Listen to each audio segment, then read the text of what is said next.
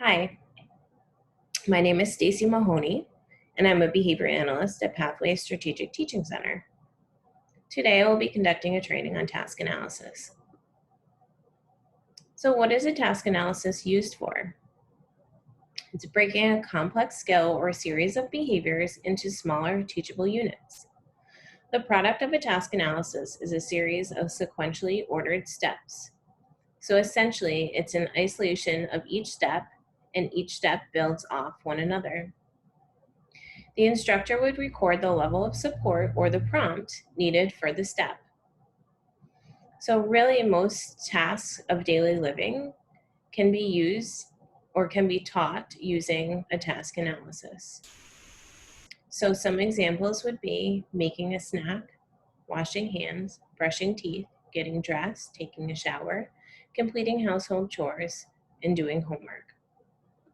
Let's look at an example of a task analysis data sheet. So in this task analysis, we're teaching hand washing. This task analysis breaks hand washing down into 10 smaller teachable units. A couple things to notice at the top of this data sheet. So there is a key to help you or guide you when collecting data on prompt levels. The box to the right is the chaining sequence. So what type of chaining are we using when teaching this task?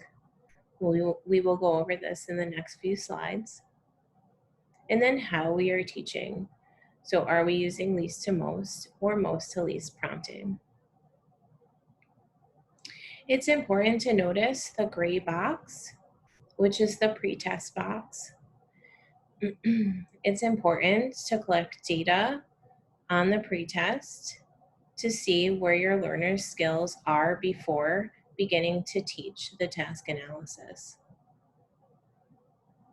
Down at the bottom of the gray box is where you would score the task analysis for the pretest.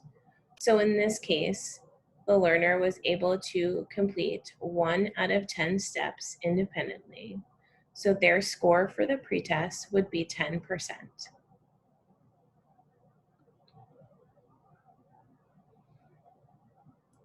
So next we're going to talk about behavior chaining procedures. I would like to first talk about what a behavior chain is.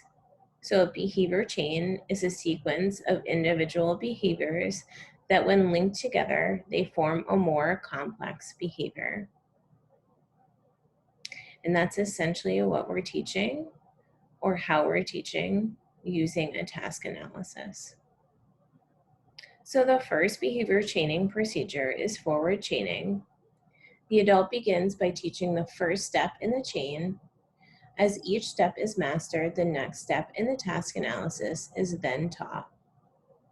Forward chaining would be recommended if the child can successfully complete more steps at the beginning of the task. Backward chaining is when the steps identified in the task analysis are taught in reverse order, beginning with the final step. Backward chaining is recommended if the child can complete more steps at the end of the chain. Total task chaining is when the learner is taught the entire task, including each individual step, until the chain is mastered. So this is most appropriate when the child has prerequisite skills to complete most of the tasks in the chain.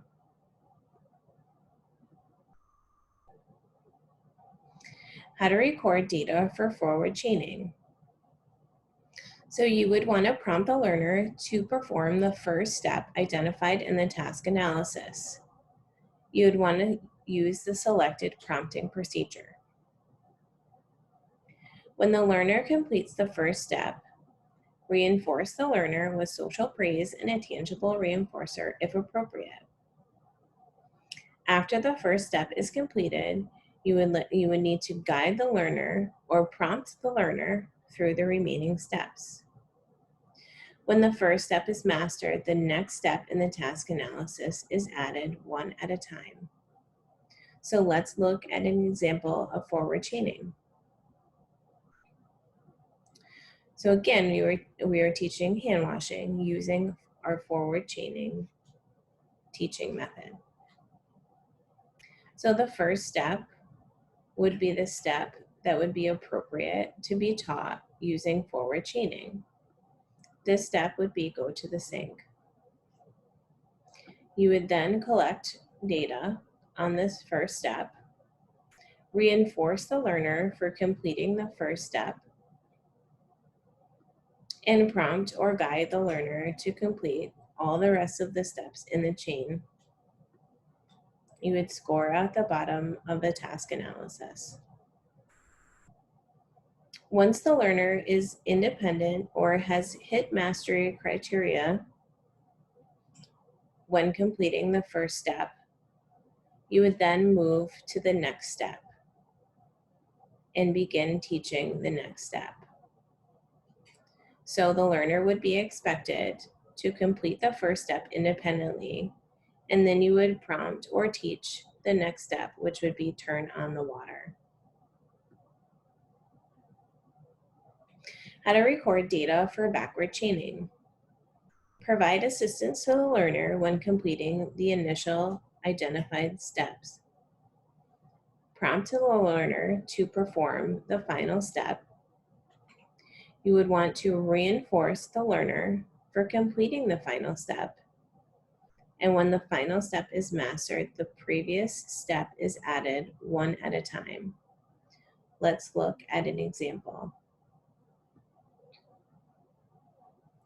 So again, looking at our hand washing task analysis, we are going to use backward chaining.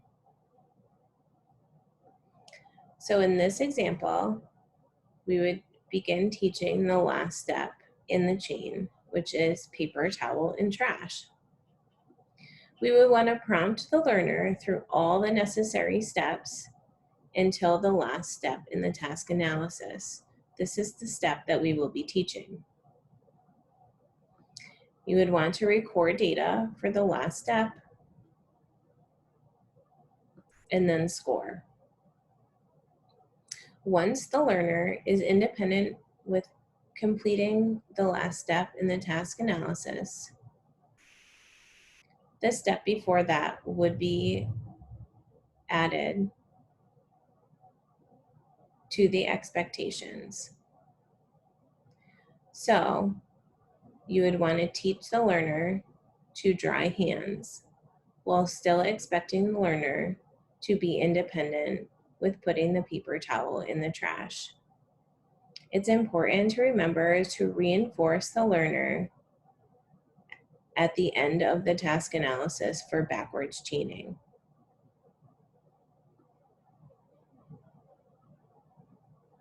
How to record data for total task chaining. So you would want to reinforce the learner for completing each step.